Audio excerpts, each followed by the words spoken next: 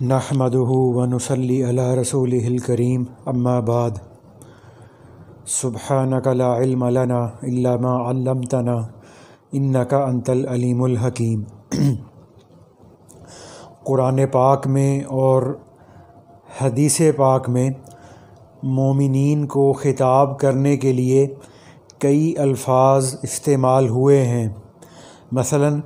ذاکرین، صابرین، خاشعین، صادقین، قانتین، مؤمنین، مخلصین، محسنین، خائفین، عابدین، متوکلین، متقین، مقربین۔ تو سلف صالحین کے اندر ایک دوسرے کو مخاطب کرنے کے لیے ان میں سے مختلف الفاظ کا وقتاً فوقتاً استعمال کیا جاتا تھا، لیکن ان میں سے دو الفاظ ایسے ہیں جنہوں نے زیادہ قبولیت پائی، اور وہ دو الفاظ ہیں، پہلا ہے فقراء اور دوسرا ہے عباد۔ تو ایک موقع پر حضرت حسن بصری رحمۃ اللہ علیہ نے ارشاد فرمایا کہ اے فقراء کی جماعت، بے شک تم اللہ کو پہچانتے ہو اور اللہ کی تعظیم کرتے ہو، پس دیکھو کہ جب تم خلوت میں ہو تو اللہ کے ساتھ کیسے ہوتے ہو۔ تو یہاں پر فقراء کا لفظ حسن بصری رحمۃ اللہ علیہ نے ارشاد فرمایا، اور دوسرے نمبر پر علامہ ابن جوزی رحمۃ اللہ علیہ نے سیرت عمر بن خطاب رضی اللہ تعالیٰ عنہ کتاب میں ایک جگہ پر لکھا ہے کہ شفا بنت عبداللہ نے چند نوجوانوں کو دیکھا کہ ان کی رفتار اور گفتار میں آہستگی پائی جا رہی تھی۔ دریافت کیا یہ کون لوگ ہیں؟ بتایا گیا کہ یہ عباد ہیں۔ تو اب اس میں فقراء ان لوگوں کو کہا جاتا ہے جن میں فقر ہو، اور عباد ان کو کہا جاتا ہے جو عام لوگوں سے بہت زیادہ عبادت گزار ہوں۔ تو یہ دونوں لفظ چونکہ اپنے موصوف کی صفت کی طرف اشارہ کرتے ہیں، تو یعنی جس کے اندر یہ دونوں صفات پائی جاتی ہیں تو یہ اس صفت کی طرف اشارہ کرتے تھے۔ تو لہٰذا جو سلف صالحین تھے وہ اپنی باطنی صفات اور مقامات پر نام پکارے جانے میں کسی ریاکاری سے ڈرتے تھے۔ طبیعت کا انشراح اور ادب کا تقاضا یہی تھا کہ ان کو عادات ظاہرہ پر پکارا جائے۔ تو ظاہری طور پر ان حضرات میں جو ایک مشترک بات ہوا کرتی تھی وہ تھی صوف کا لباس، تو جس کو یہ حضرات عام طور پر سنت سمجھ کر پہنا کرتے تھے۔ تو اس میں انس بن مالک رضی اللہ تعالیٰ عنہ یہ فرماتے ہیں کہ نبی اکرم صلی اللہ علیہ وآلہ وسلم اون کا لباس پہنتے اور گدھے کی سواری فرمایا کرتے تھے۔ تو اسی طرح سے حضرت علی حجویری رحمۃ اللہ علیہ نے اپنی کتاب کشف المحجوب کے اندر یہ بات لکھی ہے کہ تم اون کا لباس پہنو، ایمان کی حلاوت اپنے دلوں میں پاؤ گے۔ تو چونکہ یہ جو صوف کا لباس ہے یعنی اون، اس کو پشمینہ بھی کہہ لیتے ہیں، لیکن یہ صوف کا جو ہمارے آج کے اعتبار سے جو آسان ترجمہ ہے وہ اون کے ساتھ کیا جاتا ہے، وول کے ساتھ کیا جاتا ہے۔ تو چونکہ یہ صوف کا لباس پہننا انبیاء علیہم السلام کی عادت اور اولیاء اور اصفیاء کا ایک امتیازی نشان تھا، ان کا شعار تھا، لہٰذا انہیں ظاہری لباس کی طرف منسوب کر دیا گیا۔ تو جس وجہ سے صوفی ایک مجمل اور ایک عام سا نام ہوا جو ان کے تمام علوم، اعمال، اخلاق اور تمام شریف اور قابل ستائش احوال کی خبر دیتا ہے۔ تو اس میں ہمارے صوفیاء کے اندر ایک بزرگ گزرے ہیں ابو نصر سراج، طوسی رحمۃ اللہ علیہ، تو وہ اپنی کتاب کے اندر، ان کی کتاب کا نام ہے کتاب اللمع فی التصوف، تو یہ جو کتاب اللمع ہے یہ جو تصوف اور تزکیہ کی جو ابتدائی درجے کی جو 3-4 ریفرنس بک ہیں یہ ان میں سے ایک شمار ہوتی ہے۔ تو اس کتاب میں ابو نصر سراج طوسی رحمۃ اللہ علیہ یہ لکھتے ہیں کہ اللہ تعالیٰ نے حضرت عیسیٰ علیہ السلام کے خاص اصحاب کا قرآن مجید میں جب تذکرہ فرمایا تو انہیں ان کے ظاہری لباس کی طرف منسوب کیا کہ اذ قال الحواریون، کہ جب حواریوں نے کہا، تو یہ لوگ سفید لباس پہنا کرتے تھے، تو لہٰذا اللہ تعالیٰ نے انہیں اس کی طرف منسوب کر دیا، اور جن علوم اور احوال سے یہ لوگ متصف تھے ان میں سے کسی بھی نوع کی طرف یعنی کسی بھی جز کی طرف اشارہ یا ان کو منسوب نہیں کیا۔ تو پھر فرماتے ہیں میرے نزدیک صوفیاء کا بھی یہی معاملہ ہے۔ تو اس میں اب ہمارے حضرات یہ فرماتے ہیں کہ بعض حضرات کا یہ قول ہے کہ صوفی کا لفظ یہ صفا سے بنا ہے،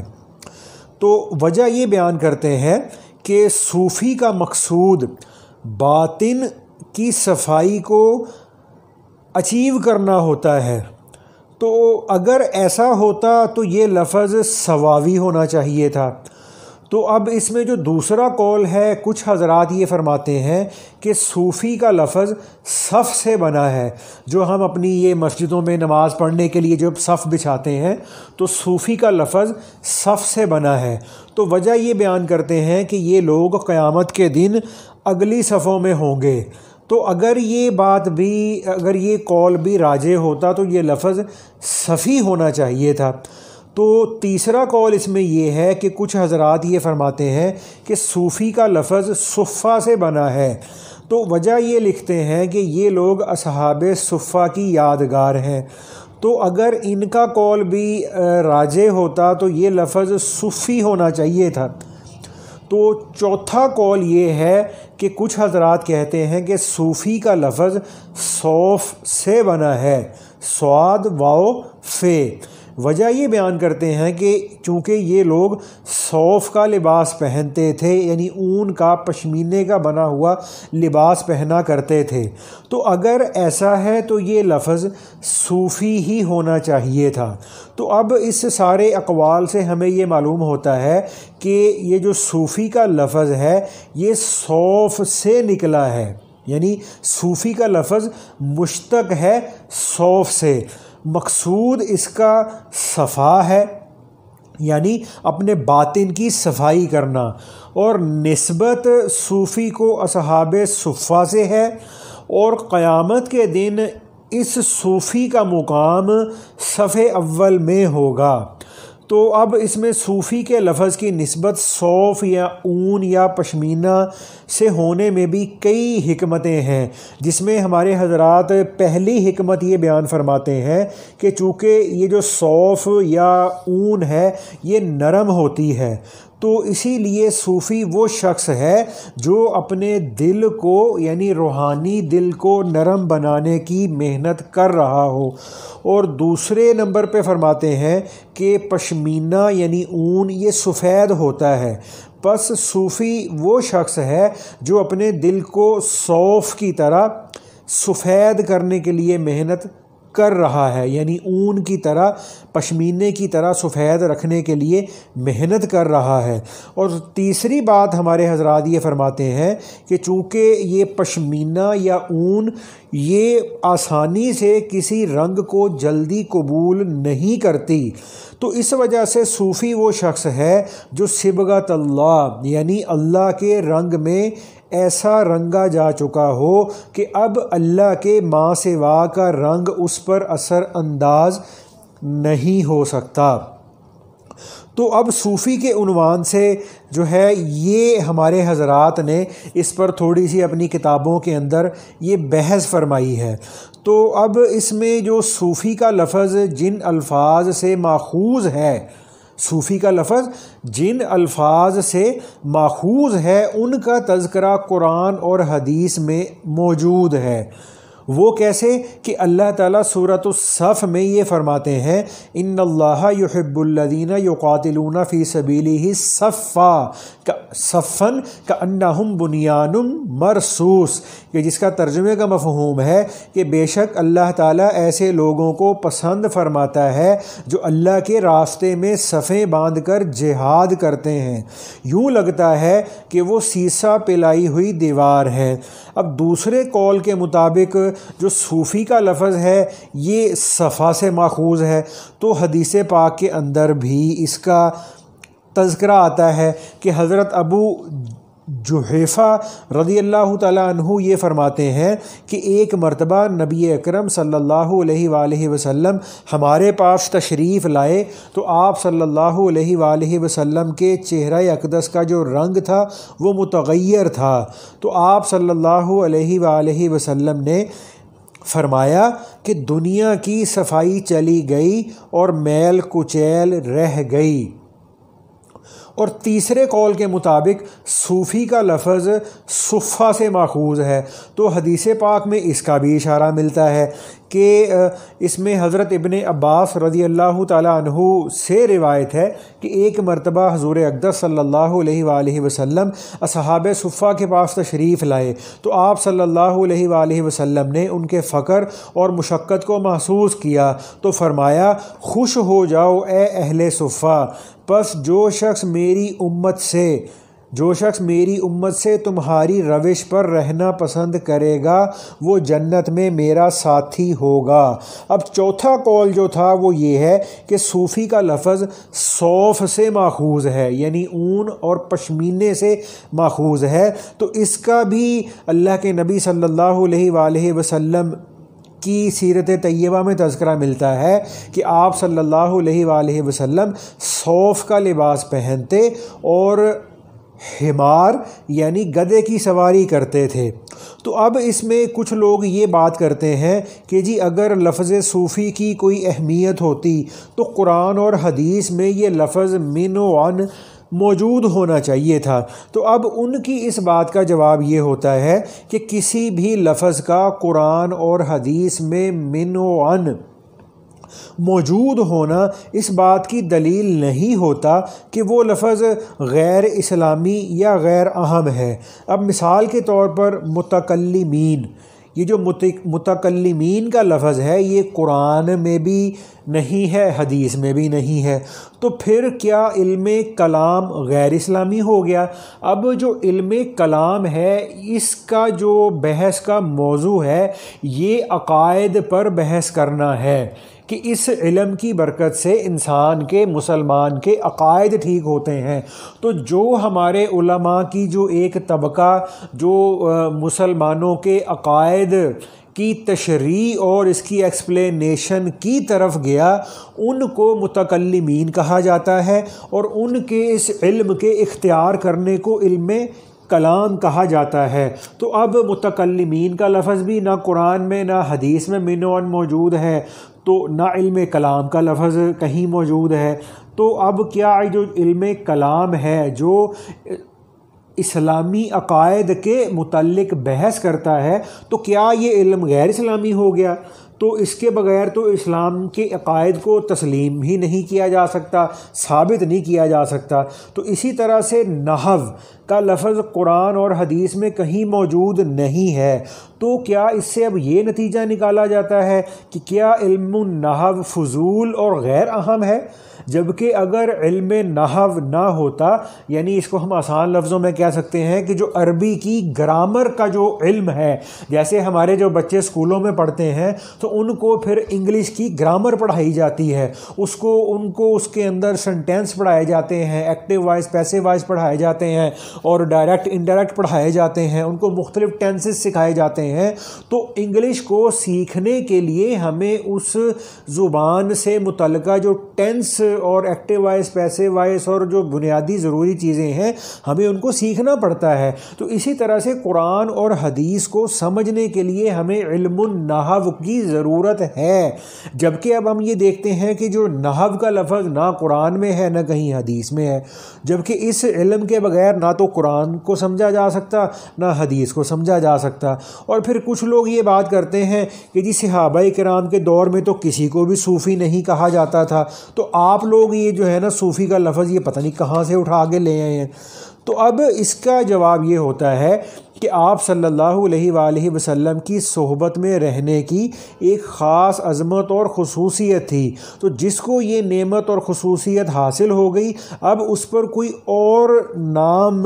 یا اس کے اوپر کسی اور لیبل کو لگانا یہ گستاخی تھا۔ تو صحابہ کرام تو نسبت اور آپ صلی اللہ علیہ وآلہ وسلم کی صحبت کی وجہ سے ساری دنیا کے زاہدوں، عابدوں، متوکلوں، صابروں، اطاعت گزاروں اور فقراء کے پیشوا بن گئے ہیں۔ تمام احوال میں سے بہترین حال ان کو نصیب تھا، تو اب انہیں کسی اور فضیلت کی وجہ سے فضیلت دینا یہ ناروا ہے۔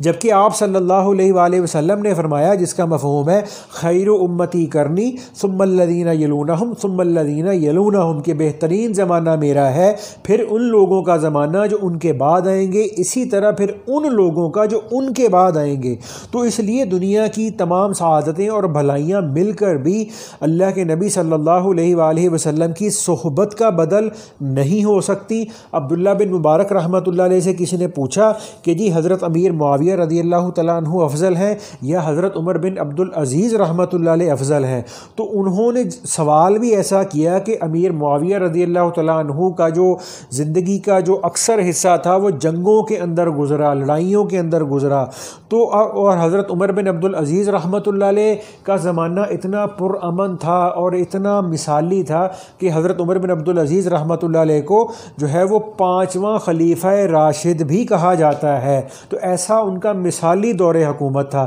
تو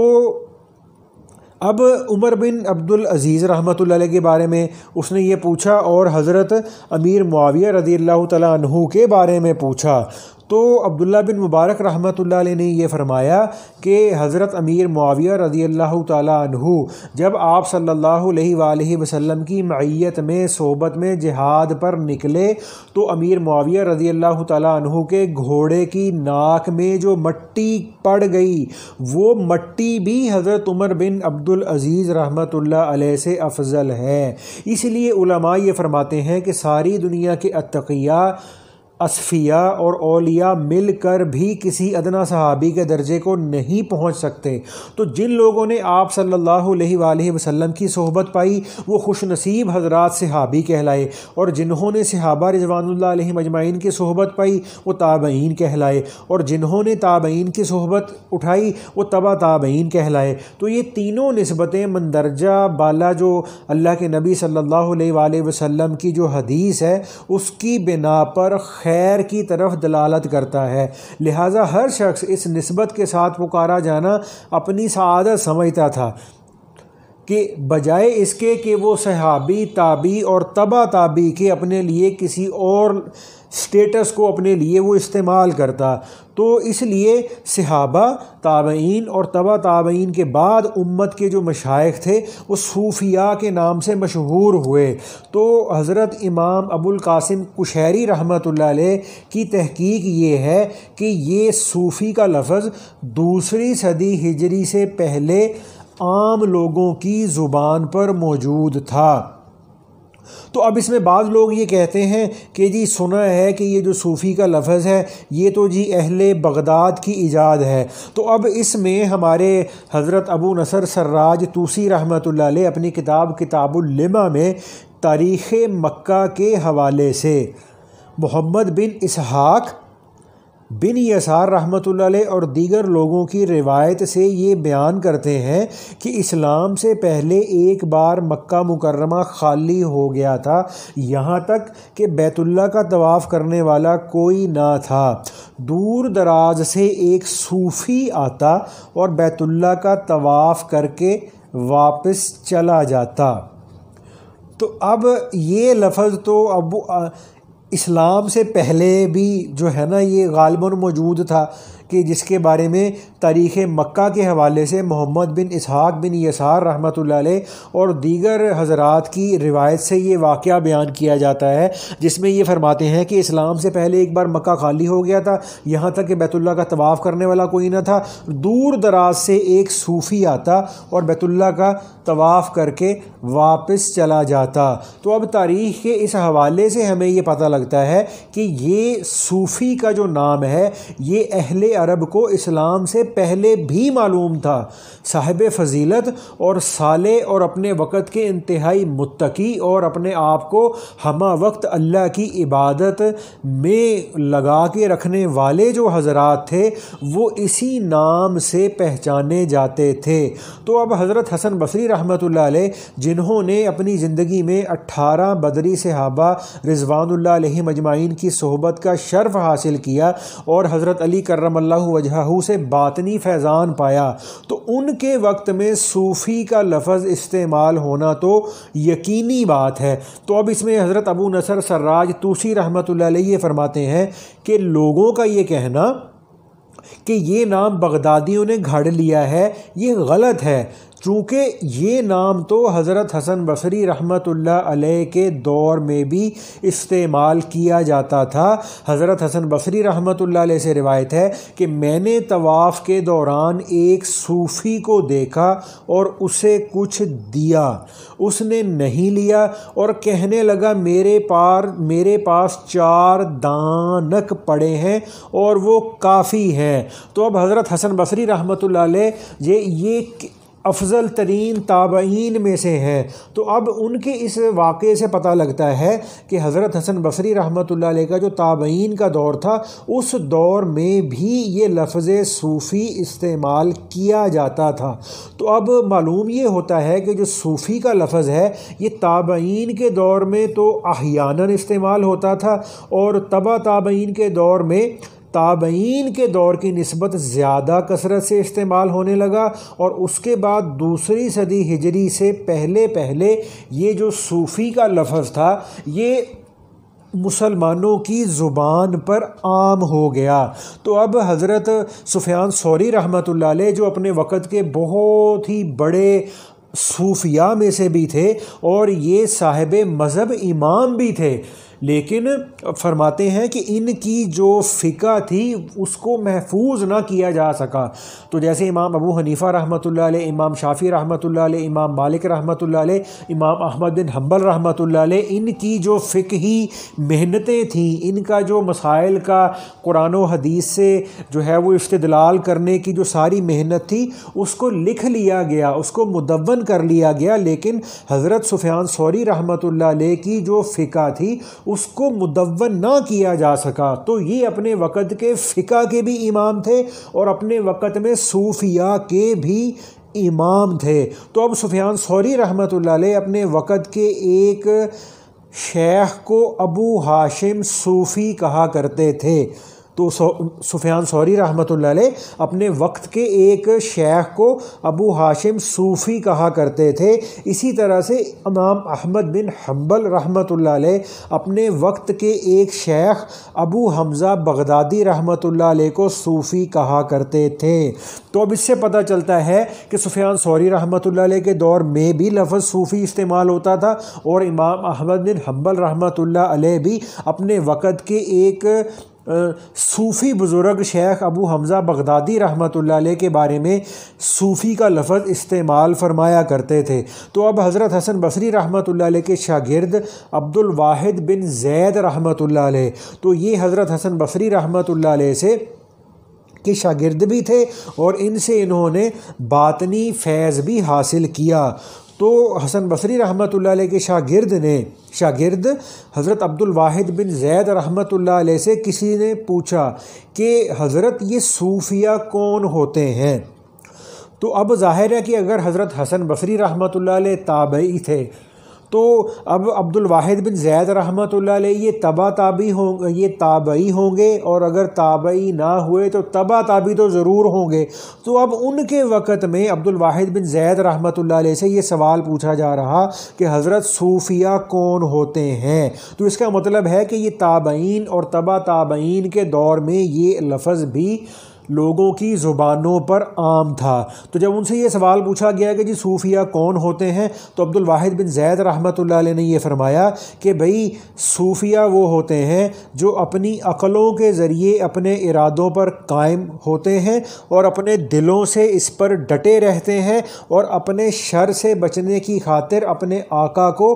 مضبوط پکڑے رہتے ہیں۔ اور حضرت ذوالنون مصری رحمۃ اللہ علیہ سے پوچھا گیا تو فرمایا کہ بھئی صوفی وہ ہے جسے جستجو تھکا نہ سکے اور محرومیت کی وجہ سے بے چین نہ ہو۔ تو ابھی چونکہ اس میں بات لمبی ہو جائے گی، تو اب یہ جو صوفی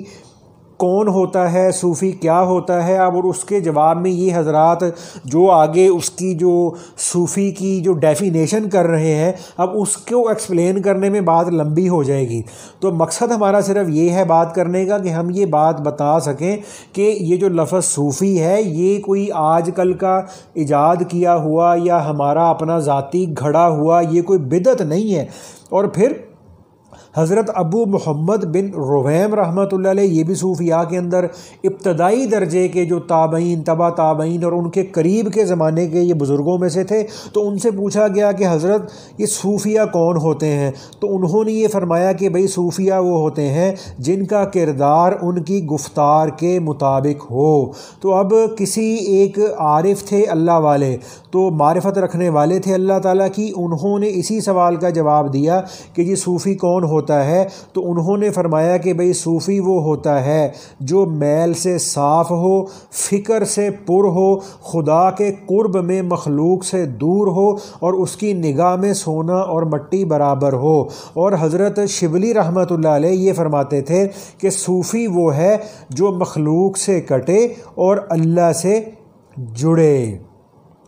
تو اب اس میں جو خلاصہ یہ ہے کہ صوفی وہ ہوتا ہے جس کو جانوروں کی آواز اور ہر ایک سوز و ساز میں اور چڑیوں کی چہک میں، پھولوں کی مہک میں، سبزے کی لہک میں، جواہرات کی دمک میں، سورج کی چمک میں اور ارض و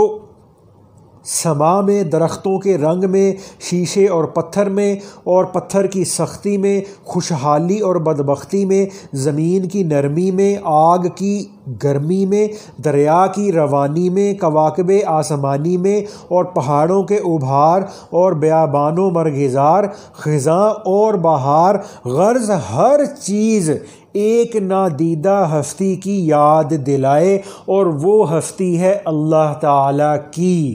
تو اب اس میں یہ تھوڑا سا یہ بات دل میں آئی تھی کہ آج ہمارے اکثر ساتھیوں کو یہ بات کا پتہ نہیں ہوتا کہ یہ لفظ صوفی ہے، یہ اس کی اوریجن کیا ہے، یہ کہاں سے شروع ہوا تھا اور کیا یہ بعد کے لوگوں نے اس کو خود ہی گھڑ لیا تھا اور کیا یہ بدعت ہے۔ تو اس لیے بس اللہ پاک نے یہ دل کے اندر ڈالا تھا کہ تھوڑی سی نا اس کی ہمارے جو اکابر جو صوفیاء ہیں اور بڑے علماء ہیں ان کی کتابوں میں سے اس کی تھوڑی سی نا اللہ کے فضل سے وضاحت کر دی جائے۔ تو اللہ پاک بھائی مجھے، آپ کو، ہم سب کو، اپنے سارے کے سارے جو مشائخ ہیں، اللہ تعالی ہمیں ان کا فیضان وافر مقدار میں اللہ پاک نصیب فرمائے۔